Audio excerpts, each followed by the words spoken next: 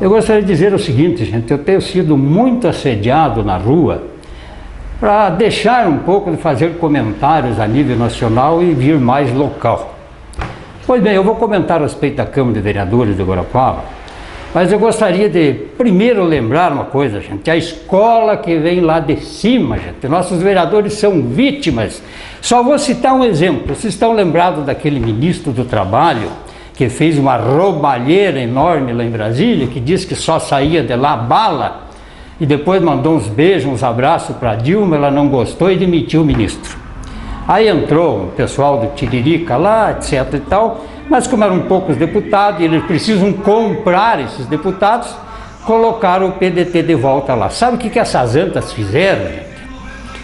O Ministério não fez nada, mas criou o CIP. Sabe o que é o CIP, gente? É a Organização da Sociedade Civil de Interesse Público, exclusivamente para a sociedade civil, não tem nada a ver com política.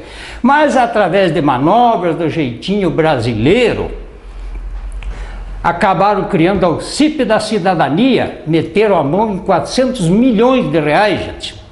O ex-ministro, hoje secretário, o número 2 do Ministério, acabou renunciando. A pergunta é essa, e os 400 milhões? E a impunidade? Não vão? Então esta escola que vem, gente. Eu não gostaria de falar sobre a Câmara de Guarapuava, tenho muitos amigos lá, gente, é local. E outra coisa, se bater na Câmara, é a mesma coisa que bater em índio, gente. Vocês sabem que os índios... Aliás, um pastor me contou uma ocasião que ele foi no norte do Brasil, e lá ele assistiu ao sacrifício de uma criança sem poder fazer nada. Você não pode mexer com o índio. Ele não tem cultura, ele tem a... E os nossos vereadores, eles não sabem o que fazer numa Câmara de Vereadores, eles são inocentes, bater em vereador é crime, eu posso até, por injúria ou outra coisa, ser de repente punido. Mas eu vou... Primeiro eu gostaria de dizer que eu não queria entrar nesse detalhe, porque eu já estou quase com 70 anos, gente, e tenho medo de dar um infarto, sabe? Programa político e programa policial eu quase não assisto mais, eu tenho medo de um infarto. Mas a pedido desses amigos eu acabei assistindo. Aí vi primeira blasfêmia, um vereador disse lá: temos a melhor Câmara do Brasil. Gente, quem tem que avaliar, vocês querem saber isso, perguntem ao povo. Que melhor Câmara é essa? É a única Câmara do Brasil, gente, que dobrou o salário dos executivos contra a lei, contra a vontade popular, dobrou os salários numa afronta, num tapa na cara do cidadão que os elegeu, em sessão extraordinária, gente. Este péssimo exemplo. Então não venha com essa história, para mim é a pior Câmara. Não que o fato seja tão grave, gente, mas já deu a conotação, o que a Câmara vai fazer. O negócio deles é grana. Não sabiam eles que não precisava fazer isso. As prefeituras, através de empresários corruptos, aquele famoso 10% nas compras, o superfaturamento, depois essas empresas que financiam a corrupção, que financiam inclusive o eleitor, que é massa de manobra, que não sabe disso. Esse pessoal todo nem precisaria salário, gente. O cara mal intencionado. Então infelizmente a nossa Câmara de Vereador é uma tragédia. Então não tem esse negócio de melhor Câmara, o parlamento brasileiro é uma tragédia. Segundo, vi os vereadores discutindo a questão do recesso de 30 dias, porque o trabalhador tem 30 dias, nós temos que ter... Gente, vocês não são regidos pela CLT, vereador não é emprego, gente. Vocês não precisam de recesso nenhum, até porque vocês não trabalham 48 horas por semana, vocês trabalham 2 dias, vão lá tomar cafezinho na Câmara, então daqui uns dias vão querer hora extra também. Isso não existe, vocês não são empregados, gente, vocês são políticos, não tem recesso. O recesso existe em Brasília, gente, porque os deputados que moram a 2, 3 mil quilômetros de distância precisam vir nas suas bases até para ver suas famílias. Nem precisaria, porque hoje o deputado leva a família inteira para lá, emprega a cunhada, emprega o sogro, emprega todo mundo, aquela famosa emprego cruzado para não dar nepotismo. Então a família está toda em Brasília mamando lá, nem precisaria vir. Mas ainda justifica, deixando que nós temos deputados que são sérios, né? Nem todos são assim. Então essa história de ficar discutindo não precisa férias, não precisa recesso, vocês têm que trabalhar e fiscalizar, gente. Terceiro fato que eu vi lá na Câmara, gente. Toda eleição para deputado vem aquela história, uma politicalha desgraçada. Vão acabar com o 13º. Não tem saco roxo para fazer isso no Brasil, gente, eu garanto. Existe umas antas lá que querem redistribui, pega um dozeavo do 13º e redistribui pelos 12 meses. Também não passa isso, porque esse, o 13º, é o dinheirinho do fim do ano, é o dinheirinho do Natal, é o dinheirinho de se fazer um jantar. Então isso aí não pega, isso é só politicagem.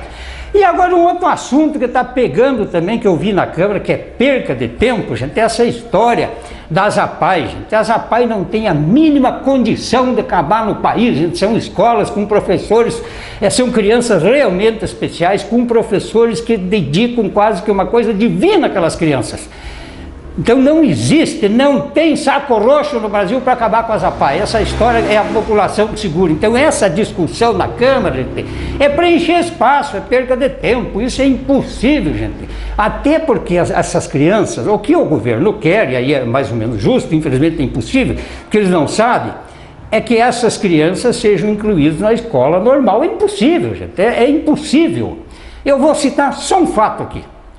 Eu dei aula durante mais ou menos uns 20 dias, e uma das meninas mais bonitas da sala não me tirava o olho. Eu dava aula e ela me seguia, lindíssima e tal. E lá um belo dia eu fiz uma pergunta para ela e ela não respondeu. Falei, desgraçada, orgulhosa, metida. Pensei comigo, não falei nada. Depois uma aluna me disse, professor, não adianta o senhor falar com ela, ela é surda, ela não escuta nada. Justamente por isso que ela me encarava, que ela tentava ler os lábios. Pasme, gente, eu dei aula 20 dias, fui o primeiro professor a descobrir que a menina era surda. A escola nem avisou. Ninguém da escola avisou. Como a menina é surda? Quer dizer, nós não estamos preparados, gente. Tem a história de umas meninas ceguinhas que assistiam aula, que eu adorava essas meninas, gente. Claro que essas crianças, eles não são normais, gente. Não quer dizer que eu não seja competente, não vão me colocar coisa na boca.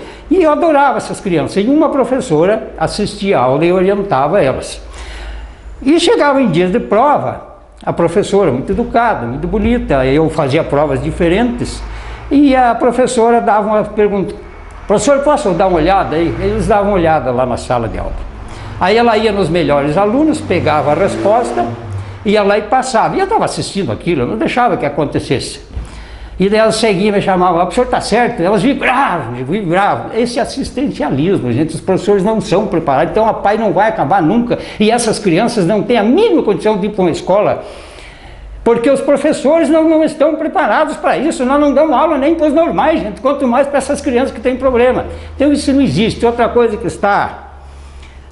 vai tomar conta é a discussão no voto secreto, gente. Pare, gente, o nosso sistema é de esferas, tudo que acontece, aqui não é Estados Unidos, onde cada estado tem sua legislação, tudo que acontece em Brasília vem para cá, na marra, nós vamos engolir. Se isso for aprovado lá em cima em Brasília, vem para a Assembleia, vem aqui, não precisa parar, eles ficam perdendo tempo com essa discussão besta aí, gente. Então parem com isso, não existe, estão só perdendo tempo, gente. Outra coisa que a gente fica indignado, gente. Sabem quantos funcionários tem na Câmara? São 105, gente. 80% são cabos eleitorais pagos com o nosso dinheiro para manter o status quo, lá não fazem nada. O que a Câmara precisa é fiscalizar as obras, gente. Pare com essa história de que Câmara, trabalhamos.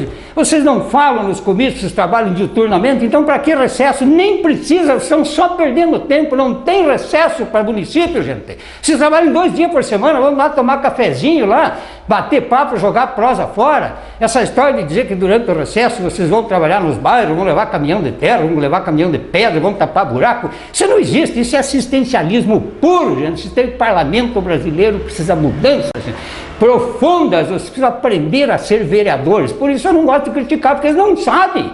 Perdoe-lhes porque não sabem o que estão fazendo, gente. Essa é a minha opinião.